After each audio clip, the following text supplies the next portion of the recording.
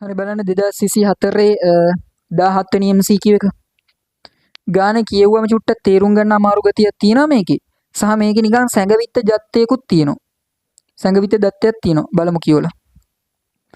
එක්තරා උෂ්ණත්වයකදී මිලිමීටර කියවීම 5.10 මිලිමීටර දක්වා නිරවද්‍ය වන පරිදි මිනුමක් ලබා ගැනීම සඳහා වාණේ මීටර කෝදුවක් භාවිතා කළ යුතුය. මැනීමේදී අනුදත් ඒ කියන්නේ අවසර දිය හැකි උපරිම උෂ්ණත්ව විචලනය කොච්චරද කියලා අහනවා. වාණේ වල රේඛීය ප්‍රසාරණතාවය දීලා තියෙනවා. ආය ගාන මුල හරිය කියවන්න. එක්තරා උෂ්ණත්වයකදී මිලිමීටර කියවීම එක්තරා උෂ්ණත්වයකදී මිලිමීටර කියවීම ඒ කියන්නේ යම්කිසි වාණේ රූලක් පාවිච්චි කරලා මිලිමීටර එකක දිගක් කියවන වෙලාව ගැන හිතන්නලු. මිලිමීටර එකක දිගක් කියවන වෙලාවක් ගැන හිතන්නලු. ඕක තමයි ගානේ සැඟවිච්ච දත්තය. ඕක අල්ලගත්තේ නැත්නම් ගාන හදන්න හම්බෙන්නේ නැහැ. යම්කිසි වාණේ මීටර රූලක් සලකලා මිලිමීටර එකක දිගක් මනින අවස්ථාවක් සලකන්නලු. අන්න ඒ වගේ වෙලාවක 5.10 මිලිමීටර දක්වා නිරවද්‍ය වන පරිදි මිනුමක් ලබා ගැනීම සඳහා වාණේ මීටර කෝදුවක් භාවිතා කරනවාලු. මේ අහන්නකෝ. දැන් මෙන්න මේ වාණේ මීටර කෝදුවේ කාමර උෂ්ණත්වයේදී රූප සටහනක් කියලා හිතන්නකෝ මේක. කාමර උෂ්ණත්වයේදී පරිමාණ සටහනක් තමයි මේ. පරිමාණ සටහනක් හොඳයි. දැන් මම මේ වාණේ මීටර කෝදුවේ උෂ්ණත්වය වැඩි කළොත් මොකද වෙන්න ඕන? ප්‍රසාරණය වෙන්න එපයි. ප්‍රසාරණය වෙනකොට මොකද වෙන්නේ? බිඳුවේ රේඛාව සහ මිලිමීටර 1 රේඛාව අතර තියෙන පරතරය ඉස්සල්ලට වඩා ටිකක් වැඩි වෙනවා. වැඩි වෙනවා. ඔය වැඩි වෙච්ච ප්‍රමාණයට තමයි අපි ඩෙල්ටා L කියලා කියන්නේ. උෂ්ණත්වය අඩු කරාය කියලා හිතන්නකෝ. උෂ්ණත්වය අඩු කරපුවාම මොකද වෙන්නේ? මීටර කෝදුව සංකෝචනය වෙන නිසා ඉස්සල්ලා බිඳුව සහ මිලිමීටර 1 රේඛාව අතර තිබ්බ පරතරයට වඩා දැන් පරතරය මොකද වෙන්නේ? අඩු වෙනවා. අඩු වෙනවා. ඔය අඩු වෙච්ච ප්‍රමාණයට තමයි සංකෝචනය වෙච්ච ප්‍රමාණය කියන්නේ ඩෙල්ටා L. හරිද? දැන් ඔයා මෙන්න මේ උෂ්ණත්වය වෙනස් වෙලා තියෙද්දි විකෘති වෙලා තියෙන මේ වාණේ මීටර කෝදුව පාවිච්චි කරලා මිලිමීටර 1ක මිනුමක් කියෙව්වයි කියලා හිතන්න. ඔයාට 70 මිලිමීටර එකක දිග පෙන්නනවාද එතකොට එයා? නෑ වැරදි යගයක් පෙන්වන්නේ නේ. මේ මිලිමීටර 1ක් කියලා කියන්නේ එයා මෙච්චරක්. මෙයා නම් මෙච්චරක්. නමුත් ඇත්තට මිලිමීටර 1ක් කියන්නේ මෙච්චරක් මේ. මෙච්චරක්.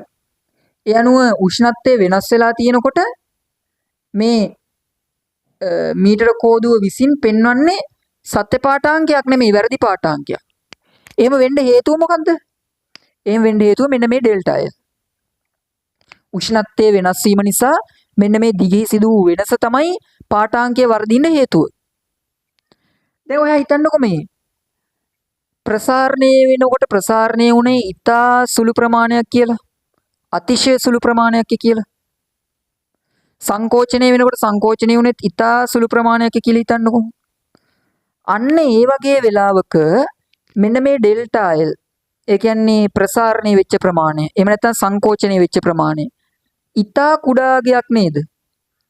ඉතා කුඩාගයක් නේද?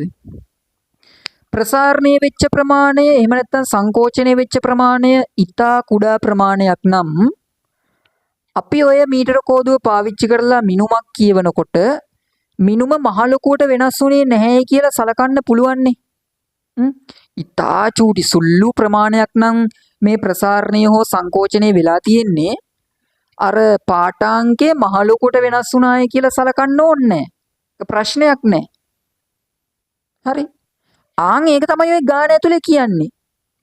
ඒගොල්ලෝ කියනවා මිලිමීටර එකක දිගක් මනිනකොට ඩෙල්ටා L කියන එක්කෙනා 5.10 මිලිමීටර නම් ඒ දිගෙහි වෙනස් වීම නොසලකා හැරිය හැකිලු. ඒ චුට්ට ප්‍රසාරණය වුණයි කියලා ප්‍රශ්නයක් නැහැලු. හරි. මිලිමීටර එකක දිගක් මනිනකොට ඒ කියන්නේ L නෝට් සමානයි මිලිමීටර 1ක් වෙනකොට ඩෙල්ටා L කියන එක්කෙනා 5.10 මිලිමීටර වුණා කියලා ප්‍රශ්නයක් නැහැලු. පාඨාංකයට මහ ලොකු බලපෑමක් නැහැලු ඒකෙන්. ඒක තමයි ඔය වක්‍රව කියන්නේ උතන. තේරුම් ගන්න අමාරුයි. හරි. දැන් අපෙන් අහන්නේ මිලිමීටර 1ක දිගක් සඳහා මෙන්න මෙච්චරක දිගී වෙනස් වීමක් පෙන්වන්න නම් උෂ්ණත්වය කොච්චරකින් වෙනස් වෙන්න ඕනද කියලා. හරි. උෂ්ණත්වය කොච්චරකින් වෙනස් වෙන්න ඕනද කියලා තමයි අහන්නේ. ඉතින් මේ මිලිමීටර 1 දිගත් එක්ක සලකනකොට 5යි 10 ඍණ 5යි මිලිමීටර කියන්නේ ඉතින් කොහොමත් ගොඩාක් අඩු වගයක් නෙනේ. මෙයත් එක්ක සලකනකොට මෙයා ඊටා කුඩා අගයක්. එතකොට ඉතින් නොසලකා හරින්න පුළුවන් තරම් පොඩි අගයක් තමයි. එතකොට නොසලකා හරිනවා කියන්නේ ඒ ප්‍රමාණය වෙනස් උනායි කියලා පාඨාංකයට මහ ලොකු බලපෑමක් සිද්ධ වෙන්නේ නැහැ. හරිනේ. ඒගොල්ලෝ ඉතින් මේක නොසලකා හරලා තියෙන කියනවා. හරි. ඉතින් දැන් මොකද කරන්න තියෙන්නේ? ඩෙල්ටා L මෙච්චරක් වෙන්න නම් L නෝට් මෙච්චරක් වෙද්දි උෂ්ණත්ව විචලනය කොච්චරද කියලා අහන්නේ. මොකද සමීකරණේ ඩෙල්ටා L සමානයි L නෝට් ඇල්ෆා තීටා. ඔච්චරයි. බලන්න ගානේ අර මේ කොටස තේරුම් ගන්න එක විතරයි තිබ්බේ. හරි. වෙන එකක් නැහැ. තේරුම් ගත්තට පස්සේ මේ අර දන්න සරල සමීකරණයක් දාන්න විතරයි තියෙන්නේ. ඩෙල්ටා L කියන්නේ 5යි 10 ඍණ 5යි මිලිමීටර වලින් තියෙන්නේ. L නෝට් කියන්නේ මිලිමීටර 1යි. ඒකත් මිලිමීටර, මෙහෙත් මිලිමීටර, මෙහෙත් මිලිමීටර. ඇල්ෆා කියන්නේ 10 ඍණ 5යිලු. ඒක දීලා තියෙනවා. උෂ්ණත්ව විචලනය තමයි අපෙන් අහන්නේ. ඉතින් 10 ඍණ 5යි 10 ඍණ 5යි කියපුනම තීටා සමානයි සෙල්සියස් අංශක 5යි කියලා එනවා. සෙල්සියස් අංශක 5යි කියලා එනවා. ඒ කියන්නේ ඩෙල්ටා L මෙන්න මෙච්චරක් තරම් කුඩාගයක් වෙන්න නම් මිලිමීටර 1ක දිගක් මනිනකොට උෂ්ණත්ව විචලනය සෙල්සියස් අංශක 5ක් වෙන්න ඕන. උත්තරේ වෙන්නේ මොකද්ද? සෙල්සියස් අංශක 5යි. උත්තරේ වෙන්නේ 5.